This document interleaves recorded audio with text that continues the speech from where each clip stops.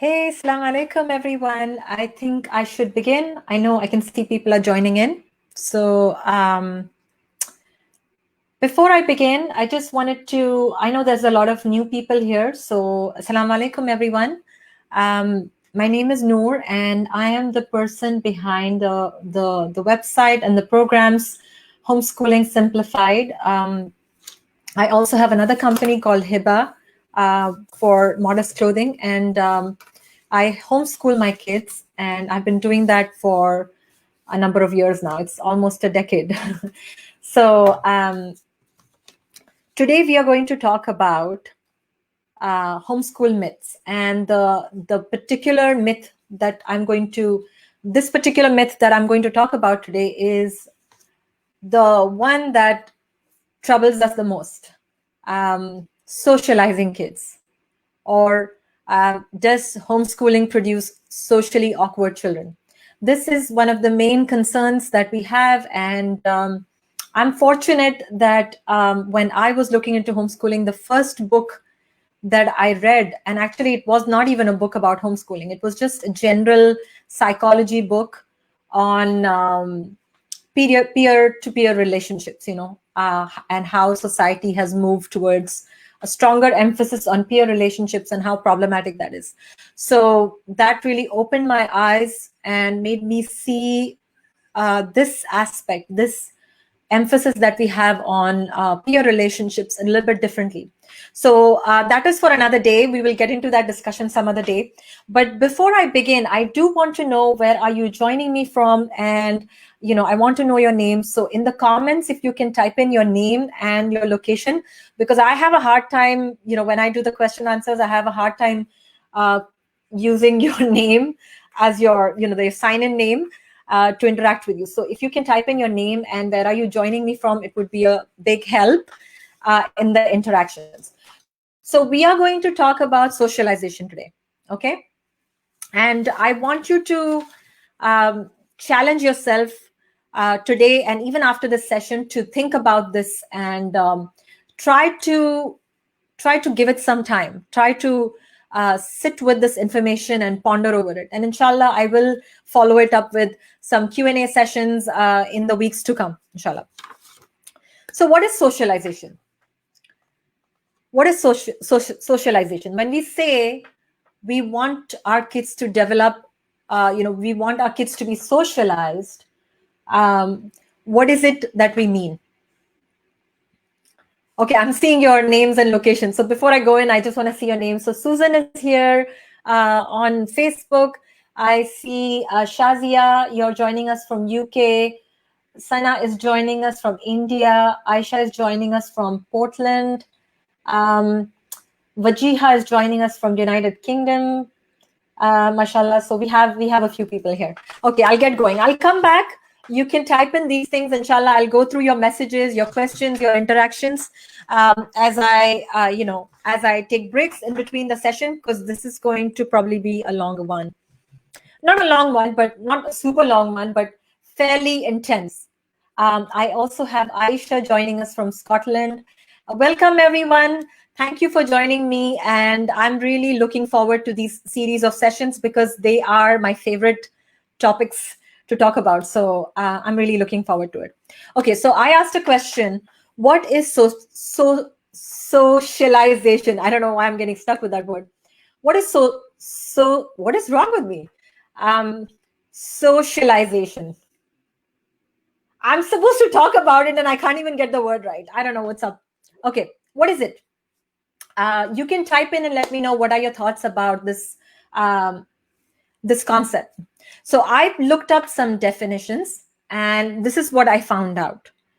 This is what I found on the internet. And after the discussion, I'll tell you the way I define it. Okay. So one of the definitions says that it's the process of learning to behave in a way that is acceptable to society. Okay. Another one said that it is getting acquainted with the norms of a given social group. Okay. So this is going to, the next question that comes to mind is, so then what is society? Society is an aggregate of people living together in more or less ordered communities, right? So society, community, it's coming together of people having some norms and some sort of order and the expectations that come with it. Okay, so when we socialize, we are learning how to behave in a way that is acceptable in those settings, in society in general, right? So what does it do for us? It prepares individuals to participate in a group. Okay, it prepares us to develop skills that will help us participate in that group setting. Okay, and by illustrating the expectations of the group.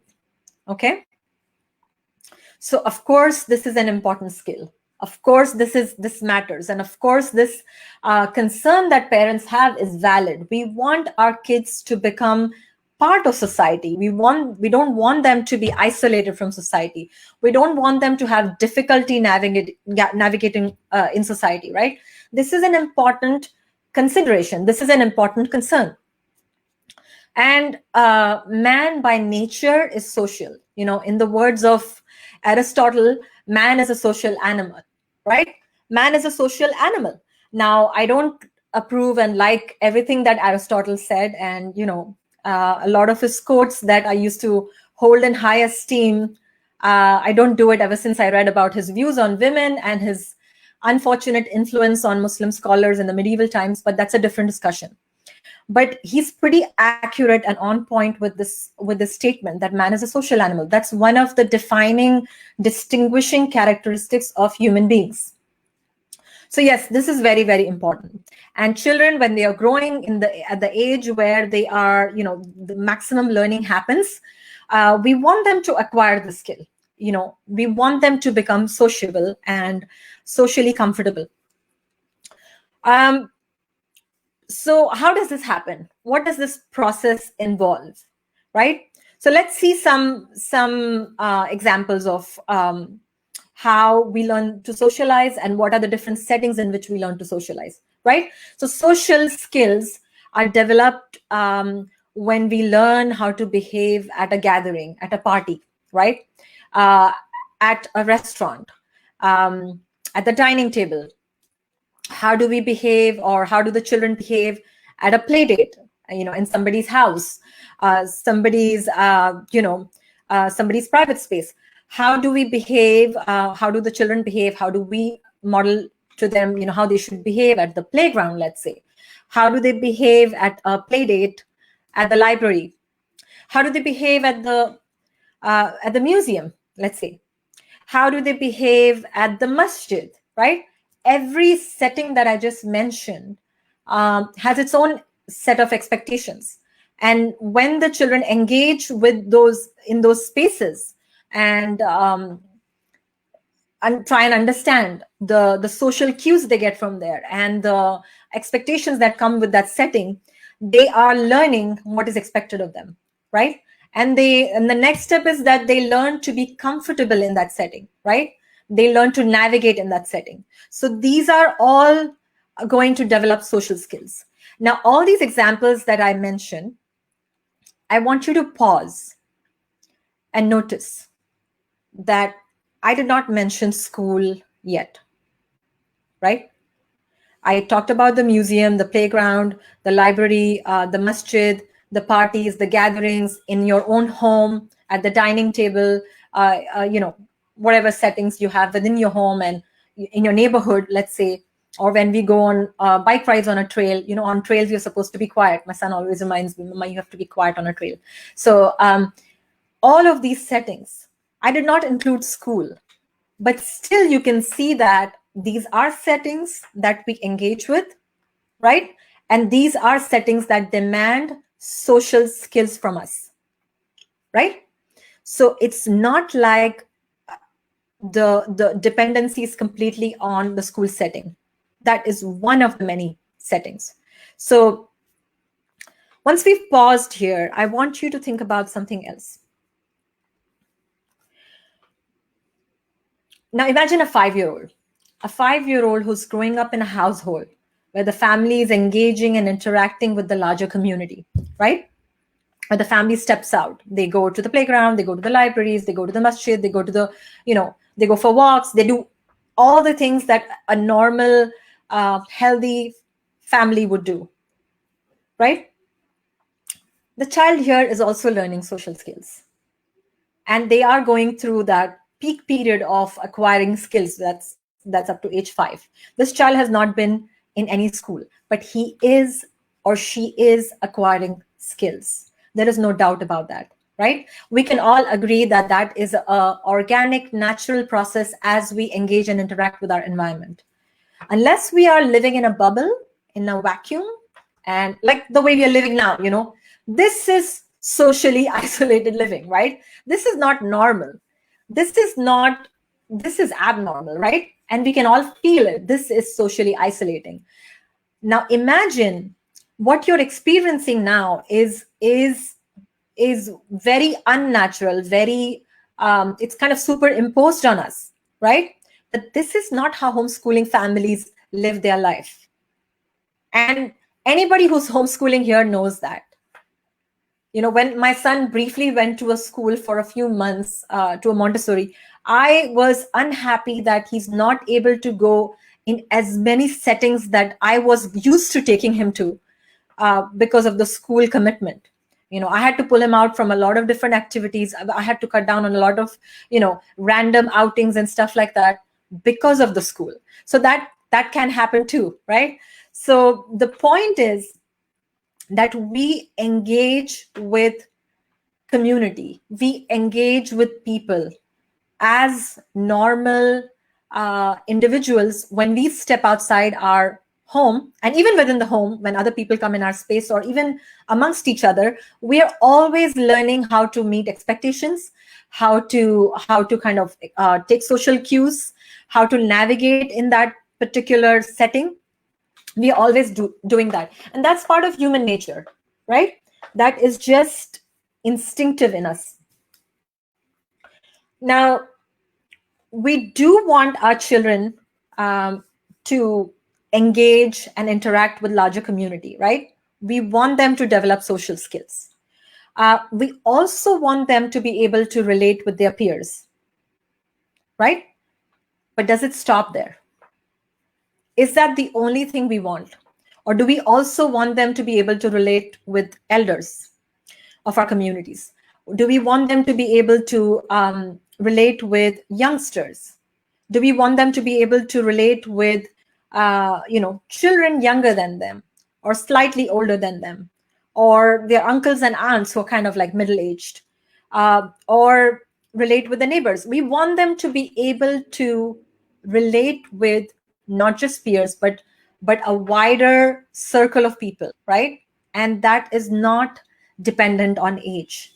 So almost everything I highlighted just now as settings where they learn to socialize, we as parents, mom, dad, and whoever, even teachers if there are any, what we are doing is we are modeling and helping them either directly or indirectly to do a few things. What are these things?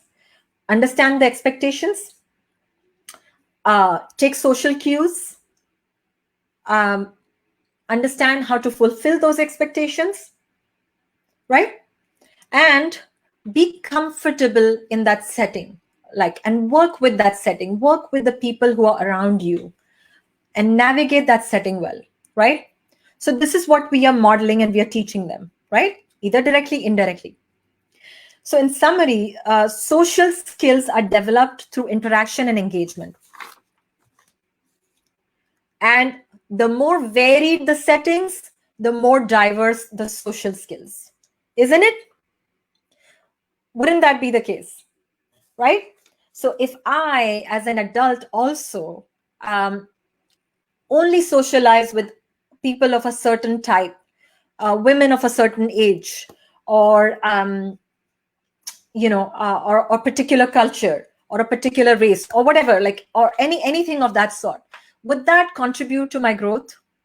Probably not, right? So as an adult also, I have to constantly challenge myself and step outside my comfort zone if I want a more enriching life experience and if I want to have superior social skills, right? because more exposure leads to more awareness of different expectations and more adjustment and more of those skills needed, right? Now, let me give you an example. Now, somebody comes to the masjid, okay, to the mosque. And I have often seen this happens with a lot of people who come from, let's say, a country where, let's say that they don't really have a lot of mosques for women. You know, women don't really have a space for them to go and attend the mosque. And they come for your Friday sermon, right? They come for the khutbah. You often see that, you know, they start talking just because they don't know what is expected, right? They're not exposed to this setting. So they are having, you know, like a little bit of a hard time figuring out that, okay, I'm supposed to be quiet at this time. I'm supposed to not even say salam or whatever it is, right? But how long does that last? This person who's new to this setting eventually notices that everybody's quiet and, oh, that means I'm supposed to be quiet. They take those social cues and then they adapt, right? And they learn. It may take a few sessions, a few instances, or it may happen in a day. It depends on the person, but they will pick up on the cues and they will learn to adjust and meet the expectations of the setting. Are you guys able to relate with this? This happens, right? We do learn these things as we go into a new setting, right? Even as adults. So this is something intuitive in us. We figure these things out. And it's not like, you know, we ever stop learning to socialize. I'll give you another example. Like when I went to work for the first time, I was not exposed to that environment, right? I didn't know what is really expected of me. I didn't know I'm not supposed to make certain jokes at work or speak it, in a certain manner. You know, like my demeanor was different. My mannerisms were different. I had to understand the expectations of that setting, right? And then I got comfortable in that setting. So the only thing that I would say that really, really matters in your, you know, how quickly you understand and adapt and learn social skills is, your comfort with your own self, your self-confidence, let's say, or your self-awareness, because that's really what will give you that ease. And, you know, you won't get overly embarrassed. You would be confident and, you know, you would basically adapt quickly, right? So social skills are developed in various settings and different ages, different, people, our engagement with people of different ages, different genders, and different cultures. It's all enriching to us, right? Like, so that's what really social skills are. Now, I wanted to say something else, and just give me a second. I'm trying to look through my notes. So it never stops. That's the point, right? I don't necessarily feel equipped or continue to feel equipped because of the virtue of relating with my same age peers. That is just one of the ways we socialize, right? That is just one of the settings. So it's not the ultimate setting, right? When we are able to imagine it, same age settings as one of the many settings, it's not a problem. We see that, okay, this is important, but it has its place, but then it doesn't have to be the dominant thing here, right? But in our minds, as parents, as a community, as society in general, because we have not looked at anything else, and we never had to think outside the box, right? So we make it the ultimate setting, that as if that's the only way the children are going to learn how to socialize. But remember, children are only getting exposed to a setting which is not matching with our real life. Our real adult life, we don't come across any setting like that. I don't get to interact all the time with people of my age. That's just one of the many settings, right? So only that is teaching us the skills is perhaps a misjudgment on our part, right? It's something that we must question, because there is no connection. There is no connection between the two. Because when I'm talking to an elder of the family, I'm talking in a completely different manner. I'm trying to fulfill completely different expectations as I would if I was talking to somebody of my age, right? So this is a big misunderstanding that we have in our mind, and this idea of placing so much importance on this particular kind of socialization is making us feel that homeschooling is not even an option, because we see that as an interruption in normal development of a child.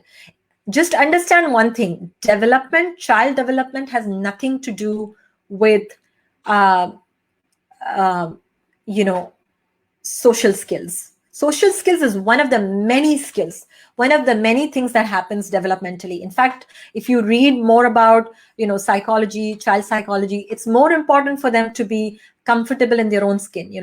It's more important for them to have a stronger sense of identity. That's a more basic need than social skills. Social skills come, even shyness. When we see a child getting shy in front of strangers, we think that that's kind of like a weakness or a problem, but that is nature's way of protecting the child. They have this strong attachment to the parent, and that is by design. That's nature's way of kind of still, it's like, our attachments, our immediate family attachments are kind of like metaphorically like a womb protecting the child, for that, so that they can continue to grow in that protection, right? But as we grow, we become more open. We start relating with peers, and yes, we will build relationships, we will socialize and engage, and all of that will happen. But the rate at which we are pushing our children away from us has had a detrimental effect on children. And I don't have this particular session, I won't be getting into the psychology part of it, but it is a very interesting read, to go and read about how peer-to-peer relationships in competition, when it starts to compete with uh, children to parent relationship, is causing a lot of problems in kids, and it's hindering their development. So, but that's a different discussion. So the bottom line here is, and I'm kind of lost between my notes. um, so I would say in summary that we must challenge ourselves as to why we give such a disproportionate amount of emphasis on peer relationships, peer interactions, peer-to-peer skills over peer-to-adult interactions, when we know that children actually primarily learn through imitation. So are we saying that children can only learn from other children, or children should be learning from everybody, anybody, and everybody around them, right? Um, shouldn't children, and children actually, it's our job as parents and even teachers to model the right behavior. Ask any teacher who's worked in the classroom setting. She has to be the one leading the child. She does not expect the child to be led by other children. But what are the numbers in a classroom? 20 students to one teacher, 20 kids to one adult. That, if you go to the best of the private schools, they always boast about their student to teacher ratio. Why do they do that? It's a known fact that this ratio, when it's lower, it's going to help the children, because they are learning from somebody who can really lead them, who can really guide them, who can really influence them, who can really model for them. Children learning from children is chaos, right? What happens in a class where there is no teacher in that room? It's chaos, right? So we have to understand that we have placed undue importance to peer-to-peer relationships. It's disproportionate. Children are spending way too many hours with other children. When they come back home, again, with the advent of technology and all the cell phones and everything, they are again connected with their peers, and they are disconnected with the rest of the world.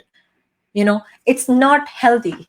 It's not healthy. And I know a lot of families, they take measures that once the kids come back from school, they really spend time with them, and those families are doing fine, because they are balancing that excessive amount of time with peers is getting balanced. But sometimes even that is not enough, and parents notice this. In summers, when the kids are home, their behavior is different. They are much more they're more comfortable in their own skin. And there's a lot of other dynamics at play. When peer to peer, there is more competition, there is less collaboration. And when children play in mixed age settings and interact in mixed age groups, they are far more likely to collaborate. They're far more comfortable, and it brings out their nurturing side. There's a lot of science behind all of that, and I will go over some of these things over the next few days. But today I just wanted to begin this conversation, inshallah, that first of all, why are we placing this kind of an emphasis on peer-to-peer relationships almost in an unnatural way? Because it's not like our lives are, our entire adult life is surrounded by people of our own age. No, that's not the case, right? The maximum time that I spent is with people of different ages. And I have this conference that I spoke in the past, one of our local conferences, where I gave an example of, how I concluded whether this, how much of this matters in adult life. So I was working at the time, and I did this test. I mean, I just gathered for an entire week, I gathered all the information, how much time I'm spending with people of my age. And I will share that video to people who are on my mailing list and stuff. And you can let me know if you want me to share that. Maybe I'll share it on the pages. But in that session, I did share some things that I did, some critical thinking that I did to conclude for myself that yes, we are placing way too much emphasis on this, right? I think the emphasis should be on socializing the kids and exposing them to as many settings as possible and as diverse as possible, inshallah. Okay, so that will hopefully get us thinking. And I don't want to conclude for you today. I want you to think for yourself, whether relating with peers and engaging with peers is a particular setting or the particular setting where all the socialization happens. I'll leave it to you. Judge it for yourself. Think about it. Think critically. Analyze it. Look at your own life. Look at your own adult life. Look at your school life and your college life. I was very fortunate that one of the very first books I read was not about homeschooling. It was about our, it was from a developmental and a clinical psychologist, and it really challenged me to think about my own childhood, my own youth, and where did I really notice myself. When I said that what really matters is our self-confidence and self-awareness, I really think that sometimes spending too much time around peers and all the stress that comes with competing with peers can deflect our attention away from our own selves, and it's actually harmful. It doesn't let us grow to our fullest. And that's been my personal experience, my observation, and that's there's a lot of research, and there's a very good thesis that I really believe answered a lot of questions for me. And inshallah, if time permits, I'll share that one of these days. But really opened my eyes to see things differently. So I challenge you that you go today and you think for yourself whether socializing should make us social with everybody or only with our peers. Because we do know that we do come across children, teenagers, who really have a hard time talking to adults and elders, and they have a hard time because they're just so disconnected with them. Even when I go out, as much as just going out in the neighborhood and walking, I'm modeling to my child how they should be talking to people, how they should be engaging with the community. And you are doing that just by living that kind of a life, living an open life, living a life where you're not like this, like socially isolated right now. As long as you're not socially isolated like we are right now with COVID, our children will learn to socialize, inshallah. Okay, I hope this got you guys thinking. Please let me know if I made sense. What are your comments? I will be reading them and going through them, inshallah.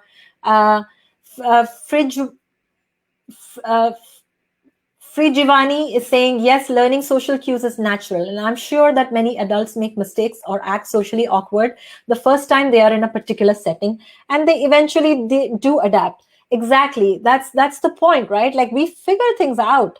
And just even like for myself, like, I grew up in another country. Then I came as an adult in another country. And I learned from the social cues. I am still learning. And that, that it wasn't like my school prepared me for that. You know what I'm saying? This is something, uh, uh, something that happens with time. So okay. I'm trying to read through your comments. Sanikat is saying, would love to watch it. Okay, yes. So I will, if you're not on my mailing list, please click on my profile and sign up on my website. Just fill any form on that. It gets you on my mailing list. So I will send it out. Somebody's saying, can you recommend some books related to psychology that you have read? So I've read this book called Hold On to Your Kids. And I can see Susan is typing, Susan typed that too. She's saying, I also read Hold On to Your Kids, and it was a true eye-opener. I'm currently reading it again for the second time. Absolutely. That book is amazing. I mean, it is not about homeschooling. That's the beauty of it. When you read, and there are some homeschooling books which I don't really agree with. They don't make much sense to me. They sound like, they're just criticizing other things. And there is, constructive criticism is needed for reforms to happen, and all of that is important. But some books really just spend too much time and energy on that. I think reading about things that will objectively make you think about things critically, like this book does, Hold On to Your Kids, is going to be a good place to start.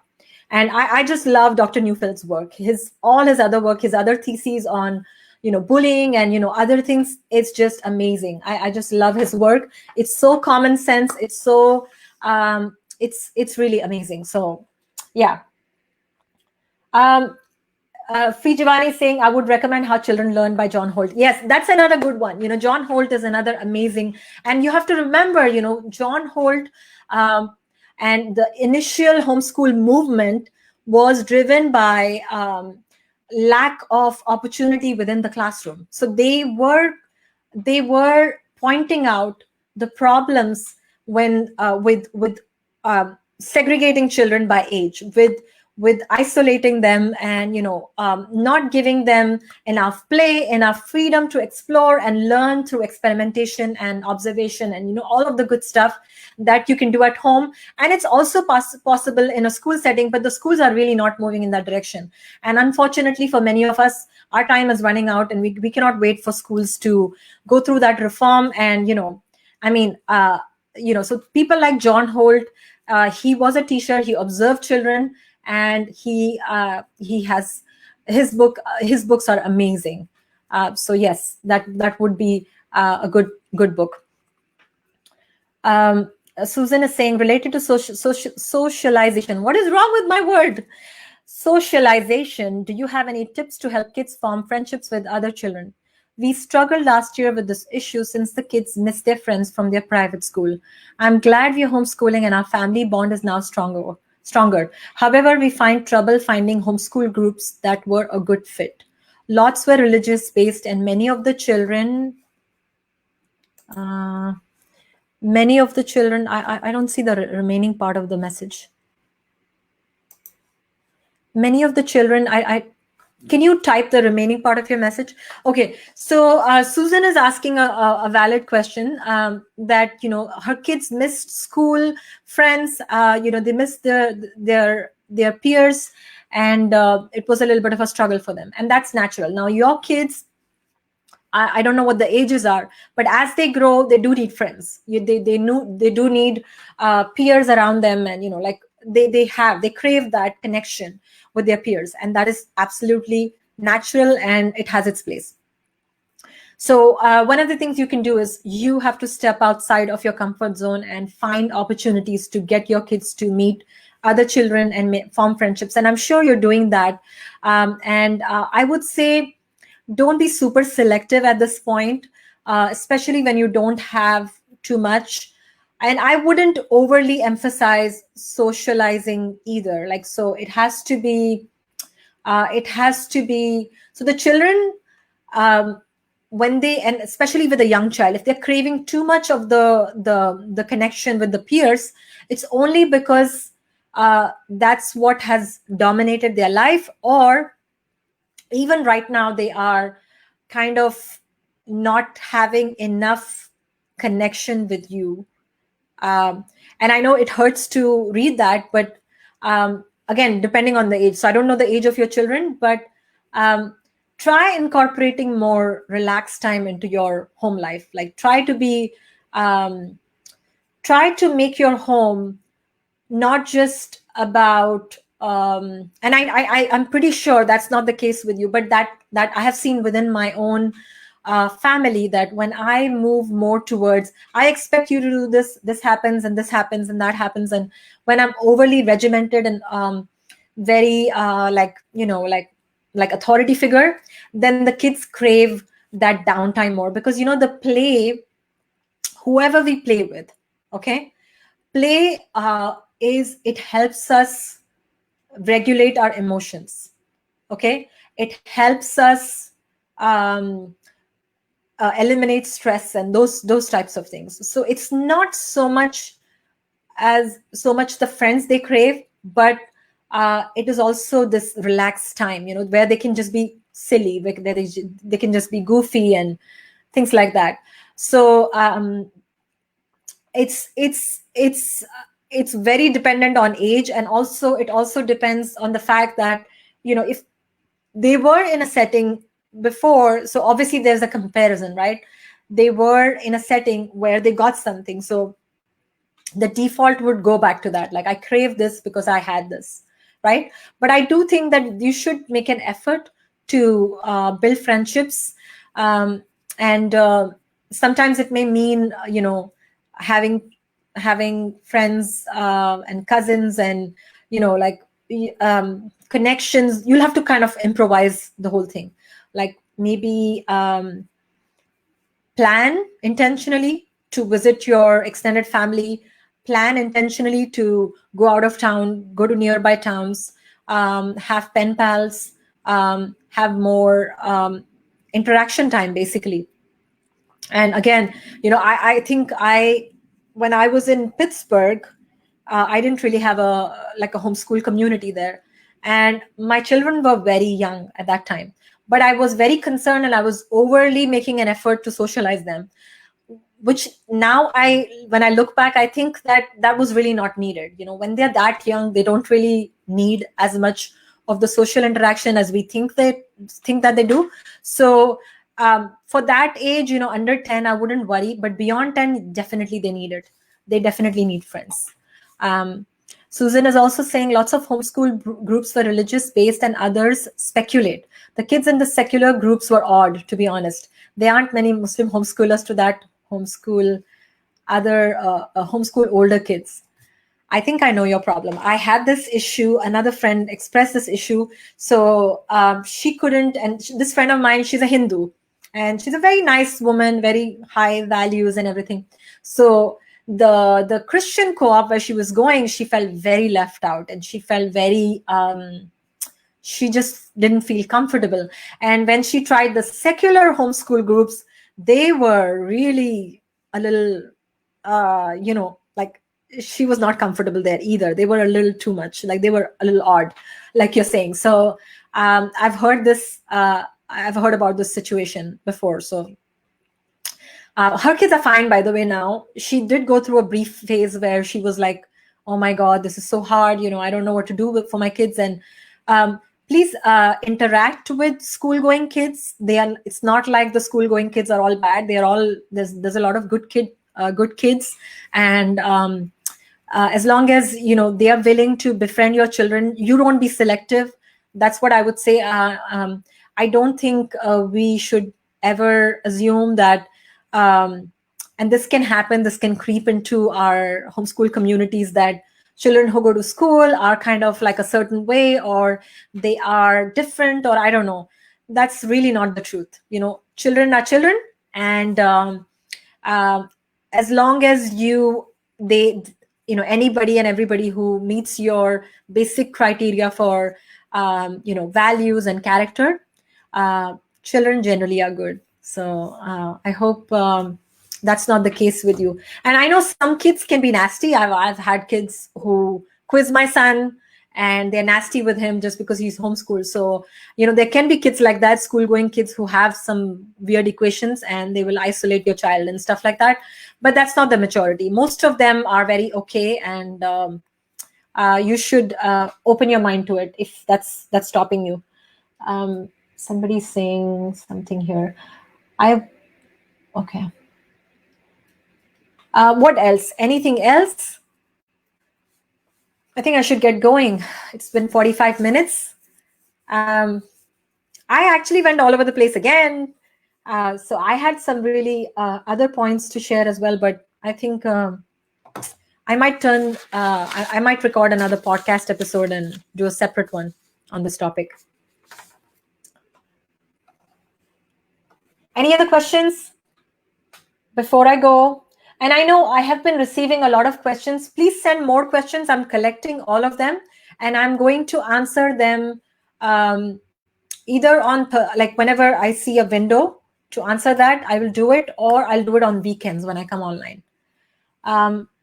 Frijivani is saying, Jazakallah khair, this was really nice. Wayakum.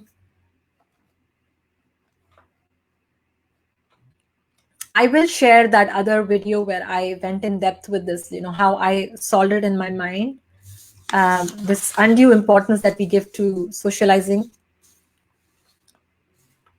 Susan is saying, Jazakallah khair, Wayakum. Susan, thank you for joining me.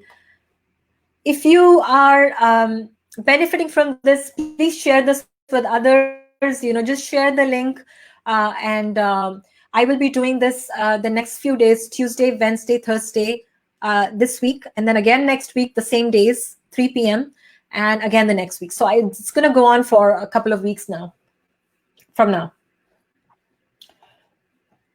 I guess that's it. Inshallah, I will see you all again tomorrow at 3 p.m. Tomorrow's topic, I will be announcing it. So Anika is saying, how do they get a habit of writing exams? Now, again, testing is a very big, there's a myth and there's a confusion and concern around writing exams, and how, and there's another one about getting prepared for real life. I will be addressing all of that in the next few days. So tomorrow, I think I'm going to talk about preparing them for real life, I think. And then the day after that, I think I'm going to talk about testing. So Sayyid Amreen is saying, my first ever live homeschoolers interaction, and it's really helpful. Oh, I'm glad.